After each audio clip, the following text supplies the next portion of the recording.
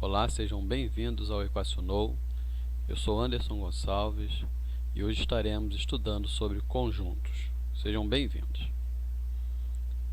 Pessoal, conjuntos, não existe uma definição para dizer-nos o que é. Por isso nós vamos utilizar o conceito de noção, ou seja, uma ideia. Uma coleção de objetos ou símbolos, nós podemos destacar isso como sendo conjuntos, ok? Os objetos ou símbolos que formam um conjunto são os seus elementos. A exemplo, nós podemos citar o estudante que frequenta a sua escola. Ele é um elemento do conjunto turma. Por vez, a sua turma ela é um subconjunto do conjunto escola, né? Então, esse elemento pertence à turma e a turma está contida na escola.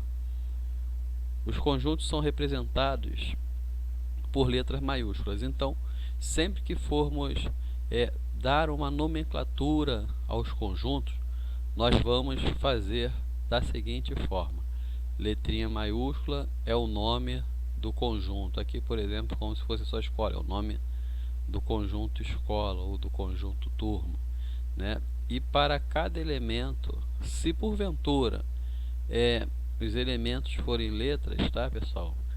Sempre letrinha minúscula para elementos. Então, na nomenclatura do conjunto, letra maiúscula, nomenclatura para elementos. Se for letra, letrinha minúscula, tá ok?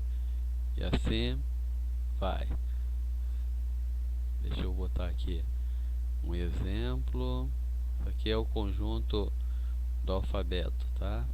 Então aqui, ó, nós temos, por exemplo, o conjunto A é o conjunto do alfabeto. Eu poderia escrever alfabeto, ou eu poderia também colocar os 26 elementos ali. Observe que eu utilizei as reticências para dar a ideia de continuidade, tá ok, pessoal? Então, observe também que após a reticência eu coloco a letra Z, porque eu estou indicando que este conjunto é um conjunto finito, e eu coloquei as reticências ali somente por uma questão de conveniência, tá?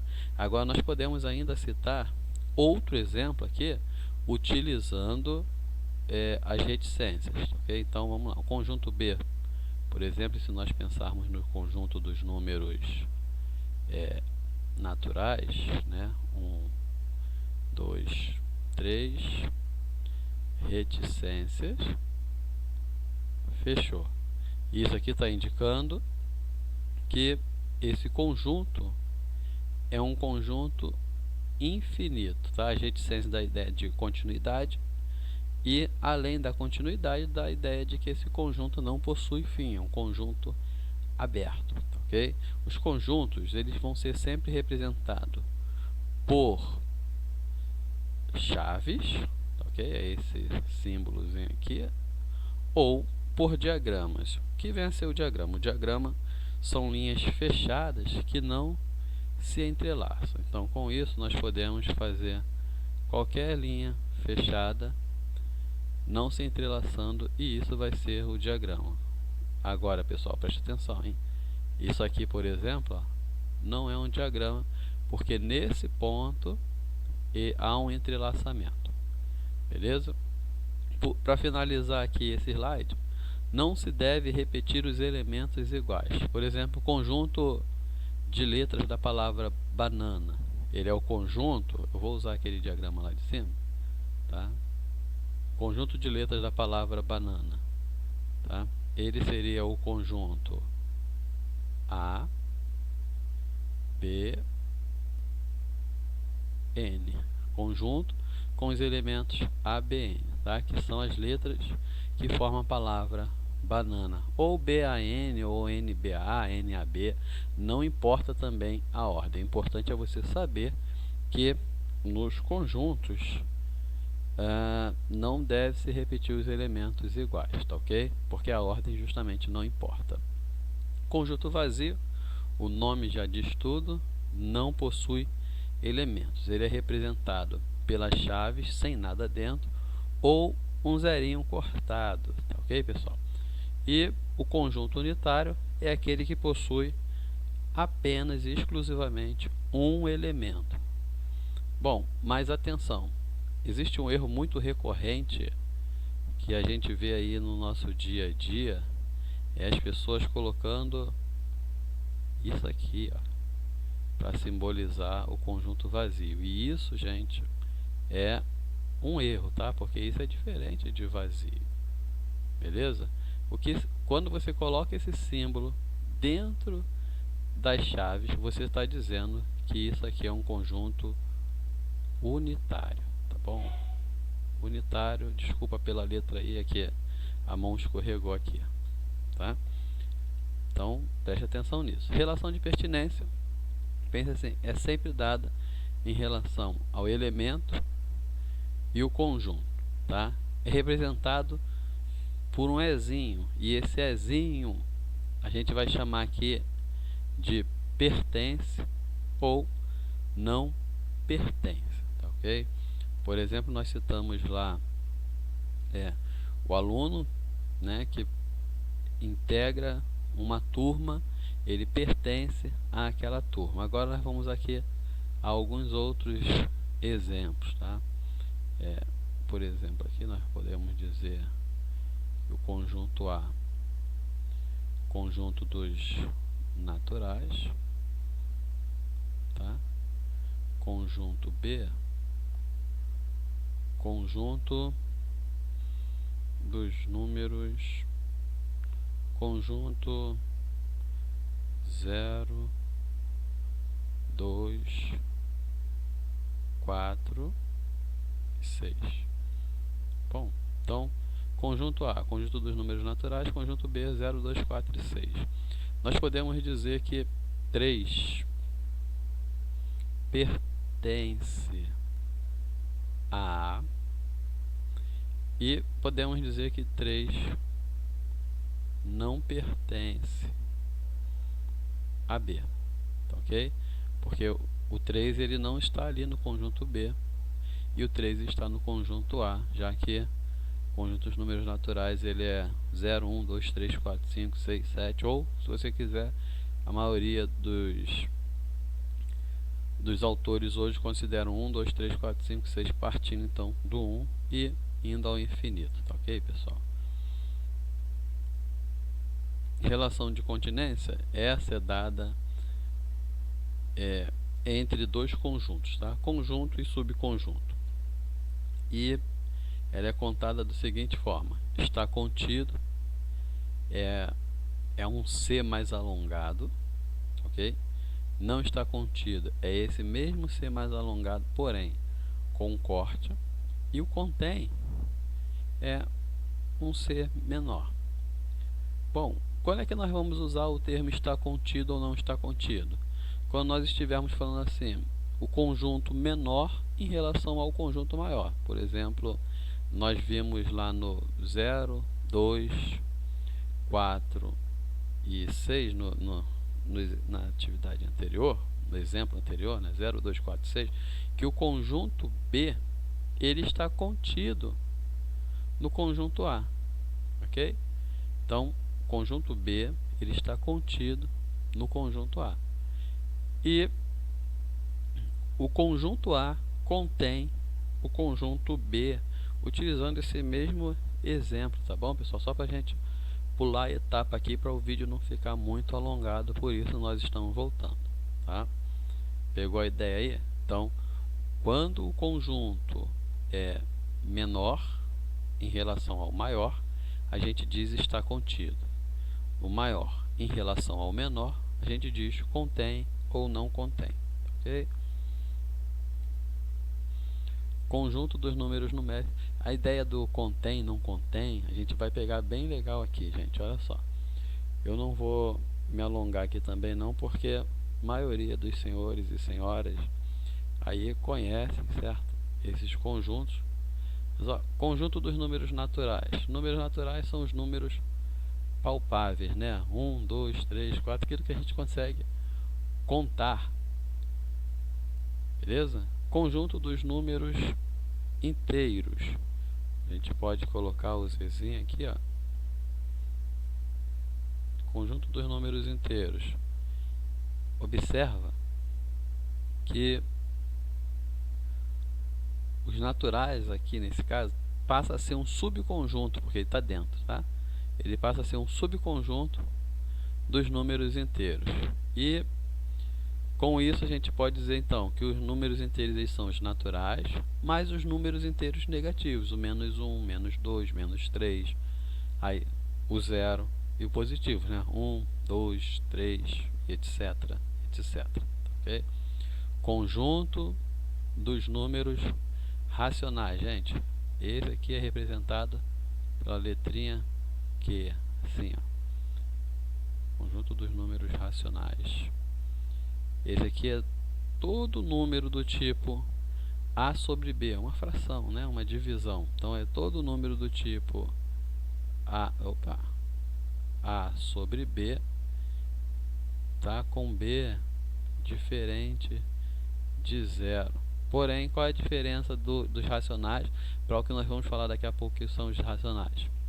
É que esse daqui, essa divisão, ela ou dá número exato, né, ou seja, número inteiro, ou dá números decimais, ou dá dízimas periódicas. Então, dízimas periódicas, decimais e números inteiros, tá? Ou seja, divisão exata, tá, ok? São os racionais, tá, ok?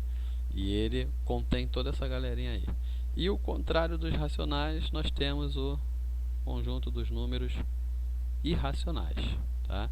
Que é representado por esse izinho. E qual é a diferença dele? Ele também é o conjunto, os números do tipo A sobre B, com B também diferente de zero, tá, ok? Porém, ele sempre vai deixar dízimas não periódicas. O que seria dízima periódica e dízima não periódica? Dízima periódica, a gente está dizendo assim, ó, os números se repetem a cada período. Por exemplo, 1,3333. O período de repetição aí dos dígitos é 1, ok? 1,342, 342, 342, 342. O período de repetição aí são 3, ok? Os 3 dígitos, 342, esses 3 dígitos vão se repetir, ok? Isso é dízima periódica. O outro, como da dízima não periódica, você não consegue prever o que vai ocorrer a partir de dados períodos, ok? Porque não existe uma sequência para que esses números se repitam, beleza? Por fim, pessoal, nós vamos falar um pouquinho agora desse aqui, ó, os reais. O conjunto dos números reais. Quem seria os reais? Observa aqui que os reais é o conjunto universo aqui, tá bom? Então ele é dado através de quê? Bom, os reais a gente pode chamar assim, ó, o conjunto dos números reais é a união dos racionais, união com os irracionais. Anote isso aqui é muito importante, tá, ok? Bom, operação com conjuntos. Nós vamos falar aqui também bem rápido, tá? União. O que é união, né, gente? União, todo mundo junto, né? Festa na casa da mãe, porque a mãe gosta de ver todo mundo unido, certo? Então, vamos lá. Vamos pegar dois conjuntos aqui, por exemplo. A união com B. Vamos supor dois conjuntinhos aqui. A união com B, ele vai ser igual, deixa eu colocar o sinal de igual aqui, a os elementos de A, todos, mais os elementos de B, menos a interseção do conjunto A com o conjunto B. Beleza? Isso aqui vai ser a união. A união, então, é todo mundo junto e misturado. Essa interseção aqui a gente só faz essa retirada porque justamente os elementos não podem se repetir, tá? O que é interseção. Bom, interseção é dada por esse símbolo, tá? A união é para cima, é o U, né? Inverte esse U, bota para baixo. Isso aqui é o símbolo de interseção. Vamos botar o conjunto A aqui e o conjunto B e vamos levar isso aqui lá para o nosso querido diagrama. Então nós temos aqui, ó,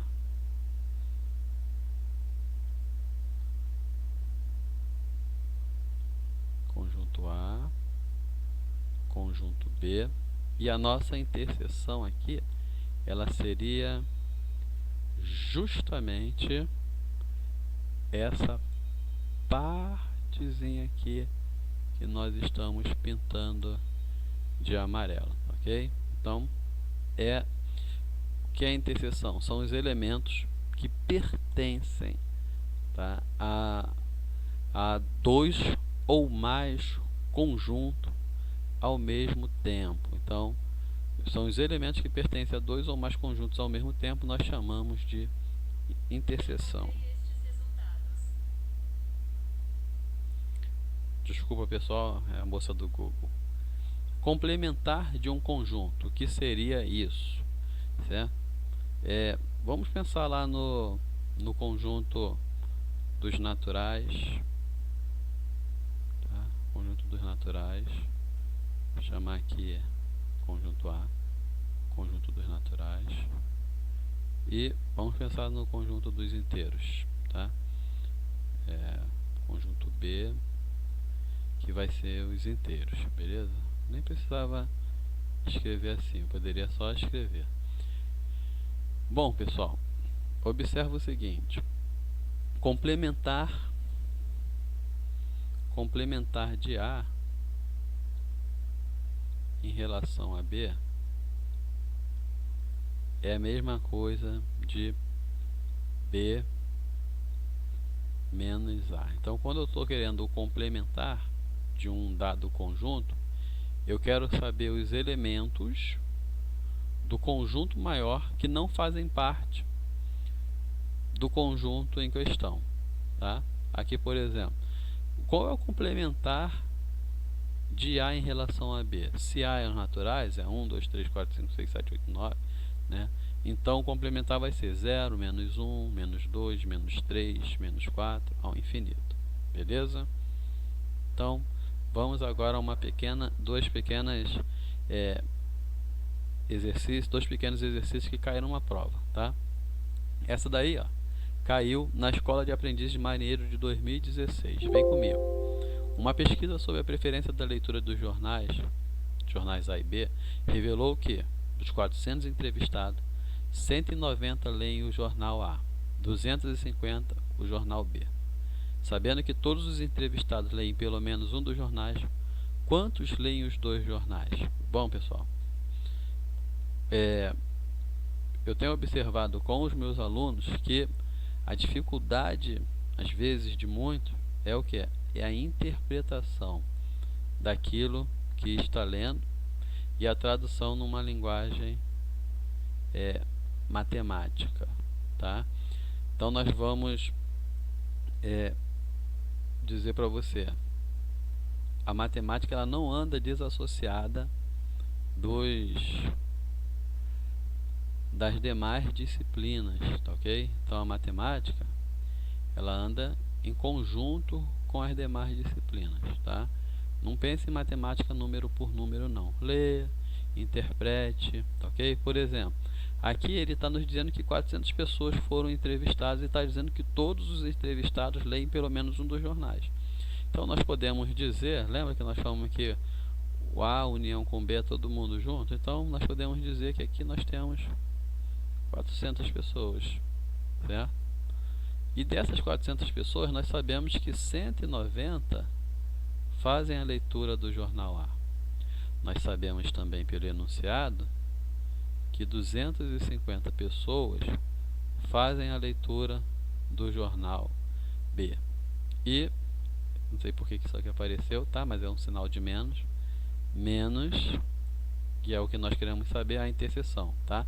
A interseção B, eu estou com preguiça aqui, eu vou botar só o símbolo de interseção. Então, pessoal, olha só. 400 é igual. Soma aí, 190 mais 250 vai dar 440 menos a interseção. Então a gente pode dizer, botando a interseção lá no outro lado, que a interseção é igual a 440 menos 400. Com isso, a nossa resposta ela só pode ser 40. Beleza? Observa que nós não estamos usando negócio de x, nada disso, tá? Então a nossa resposta está aqui, ó. Vamos usar um marcador para isso aqui ficar mais bonitinho, né? Então a nossa resposta, letra B, tá? Vamos avançar. Caiu na PUC Rio 2010. Pessoal, essa daqui foi praticamente dada. Vocês lembram lá que nós citamos o seguinte, que para um conjunto ser igual ao outro, ele precisa ter os mesmos elementos, não importando, porém, a ordem. E ele diz aqui, ó, sejam x e y números tais que os conjuntos 0, 7 e 1 e x e y1 são iguais. Então, podemos afirmar que, bom, pessoal, a gente só pode dizer o seguinte, se x for 0, y é 7, tá? Se y for 0, x é 7, a gente inverte, tá? Porém, nós não podemos afirmar, já que para ser igual aí, tanto faz, né? Então, olha lá, na primeira, ele está dizendo aqui para a gente o seguinte, deixa eu marcar com o verdinho. Na primeira, ele está dizendo que y é igual a 5. Isso está errado. A segunda está dizendo que x mais y é igual a 7. A gente não precisa saber quem é. 0 mais 7, 7. 0 mais 7, 7. Isso aqui é verdade, tá, pessoal? Mas calma. A segunda está dizendo que é 0 e 1. Não, a gente precisa de 0 e 7. Então isso aqui está errado também, tá? A terceira, no caso, né? A quarta está dizendo que x mais 2y é igual a 7. Isso aqui, ó, poderia ser uma verdade, né? Se x for 0 e y não for 7, vai dar 14. Então está errado. Mas se y for 0 e x for 7, vai dar 7, estaria certo. Só que como nós não podemos dizer quem é quem, por causa daquela explicação que nós citamos antes, então a resposta dessa atividade só pode ser a nossa letra B, tá? Não vou nem entrar em questão ou no mérito da letra E, porque a gente já está vendo lá, tá ok, pessoal? Espero que você tenha gostado. Se inscreva no nosso canal, tá ok? Dê o seu like, ativa o sininho. Todas as quartas-feiras nós vamos estar postando vídeos e mais para frente nós vamos tentar estar postando 2 vídeos por semana, tá ok? Me segue lá, muito obrigado